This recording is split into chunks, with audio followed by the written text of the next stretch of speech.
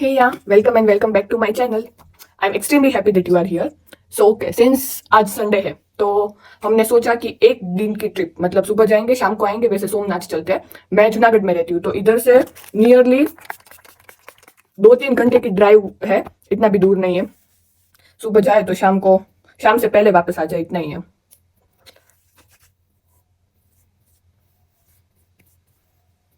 उसके लिए मैंने पहना ये फुग्गी फुग्गी वाला टॉप, आई डोंट नो फुग्गी भूल गई क्या बोलते हैं, और इसके नीचे ये जीन्स। मुझे पहननी तो शॉर्ट कुर्ती थी पर मेरे पास कपड़े ही नहीं है। And I am wearing this very pretty earrings. इसमें बहुत हल्का बीच में ब्लू है, जैसा मैंने पहना है वैसा। Cute no. अभी मैं नीचे जाऊंगी ना तो मेरे पप्पा इतने पूकी है, वो मुझे बोलेंगे कि ट्राइपॉड લીધું ને તે તારું, આપણે ત્યાં શૂટ કરવાનું છે। મમ્મી આપણે ક્યાં જઈએ છીએ? सोमनाथ। बर्फ तो जो भाई। क्योंकि हम दादी के साथ ट्रैवल कर रहे हैं तो खाने के लिए लंच में उनके लिए थोड़ी बहुत चीज़ें और मेरी फेवरेट ये मसाला वेफर भी साथ में कैरी कर रहे हैं। मैंने मम्मी को बोला था जीन्स और शॉर्ट कुर्ती पहनने के लिए, लेकिन पप्पा ने बोला कि नहीं क्वाड सेट पहन। तो ऑफ कोर्स मम्मी तो वही पहनेगी जो पप्पा ने बोला है। And then we left our home for the first destination called Juthal, which is nearly 55 kilometers away from my home.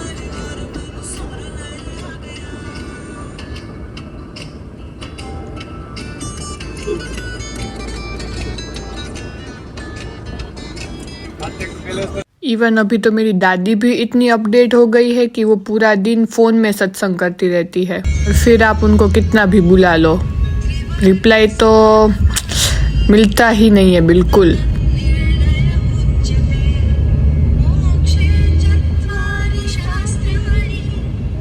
चूथर पहुंचते ही हम डायरेक्ट गिरिराज जी की हवेली पे गए।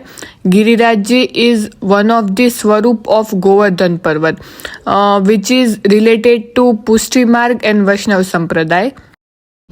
पीछे मुझे इतना सुंदर खेत दिख रहा है, लेट्स गो देयर।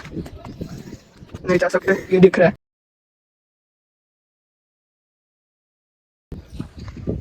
इसको कैसे हटाओ बीच से? पप्पा को बुलाना पड़ेगा।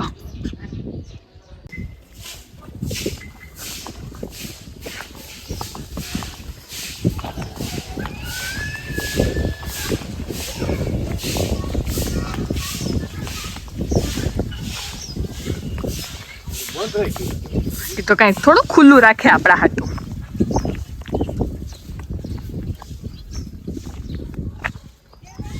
જુનાગઢથી છોકરાઓને આવો શોખ હોય ને,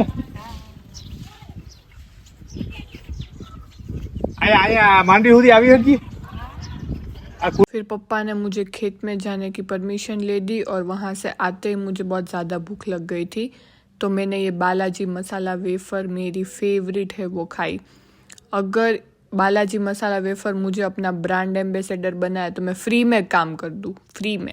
क्योंकि नारियल के पेड़ कोस्टल एरियाज में ज़्यादा होते हैं और सोमनाथ के पास मतलब मिट्टी भी सॉल्टी है और उधर की हवा भी ऐसी है, तो इधर पूरे रास्ते पे आप देखो तो सिर्फ आपको नारियल के पेड़ ही दिखेंगे और गुजरात में सबसे ज़्यादा इधर ही प्रोड्यूस होते हैं।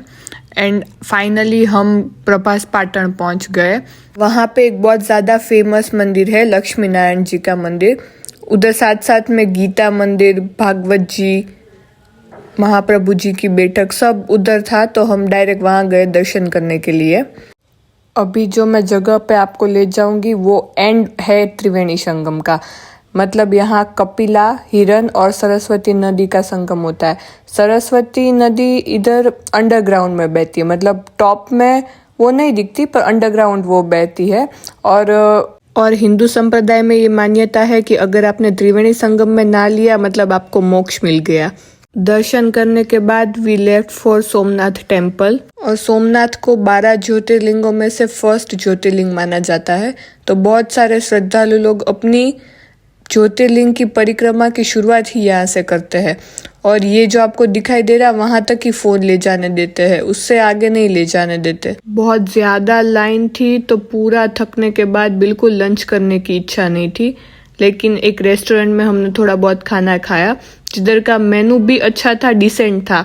और खाने में हमने ये क्या बोलते हैं इसको, सेव गाठिया, हाँ सेव गाठिया की सब्जी, रोटी और ये ड्राई मंचूरियन और ऑफ कोर्स छाछ खा लिया। अभी इधर बहुत सारे नारियल के पेड़ है तो यहाँ पे एक मिठाई भी बहुत फेमस है विच इज कोल्ड खादिम पाक। अगर आपने खाया है तो please let me know in the comment section. अब सोमनाथ आए हैं तो माधवपुर तो जाना ही पड़ेगा। इधर का बीच इज मोस्ट क्लियर बीच पूरे गुजरात में। और इधर मतलब पब्लिक भी इतनी ज़्यादा नहीं थी, डिसेंट पब्लिक थी, ना ज़्यादा भीड़ थी। मतलब हम गए थे वो टाइम पे तो नहीं थी, शायद शाम को हो सकती है यहाँ भीड़। यहाँ की शोर लाइन थोड़ी डरावनी है, मतलब आप बहुत ज़्यादा आगे नहीं जा सकते, पानी एकदम आपको अंदर खींच के लेके जाएगा। और ये इतना बिजी बीच भी नहीं है, मतलब लोग आते हैं तो शाम को यहाँ वॉक करते हैं फिर चले जाते हैं। गोवा जैसा कुछ वाइब नहीं है इधर। फिर मैंने ये आइसक्रीम खाई और आई हेट बीचेस क्योंकि मेरे चश्मे ऐसे हो जाते हैं, फिर कुछ दिखता नहीं है वो अलग से। फिर हम यहाँ माधवराय जी के मंदिर पे आए और मैं ये जगह जहाँ आपको लेके जा रही हूँ, यहाँ पे रुक्मणी जी और कृष्णा जी की शादी हुई थी। मतलब ये उनकी मैरिज प्लेस है। मतलब यहाँ उनकी शादी का मंडप और गेस्ट के बैठने की जगह और साइड में उनका छोटू सा मंदिर भी है। और यहाँ पता नहीं क्यों आज ताला लगा हुआ था। मैंने ट्राई की अंदर थोड़ा देखने की, लेकिन कोई था भी नहीं अंदर। હું કહેતી હતી તું હમણાં? તારા પપ્પા મને હળી કરતા હતા. હા તો બાકી એને ગાડી બંધ પડી હોય ને, હા, અને જો ખરેખર સિરિયસલી ચાલુ ન થવાની હોય ને તો ઈ મીંઢુ માણસ કાંઈ બોલે નહીં. પણ ઈ ચાઈને બોલતા હતા કે હમણાં પૂર્વી કંઈક બોલે. પણ એમ પૂર્વી હવે બહુ પાકી થઈ ગઈ છે. પપ્પા આ બધું શું સાંભળવા મળે? એ મારે પણ અંદાજ બહાર છે, કેમ કે મને પણ ખબર નહોતી.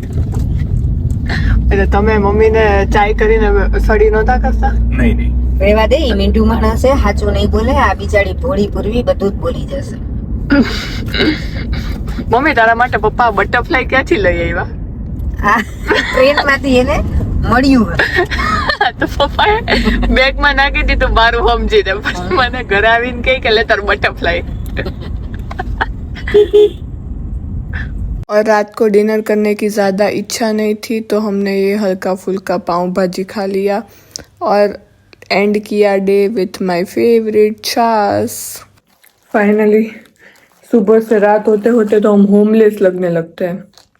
Okay, if you like this video please like share and subscribe to my channel. Bye.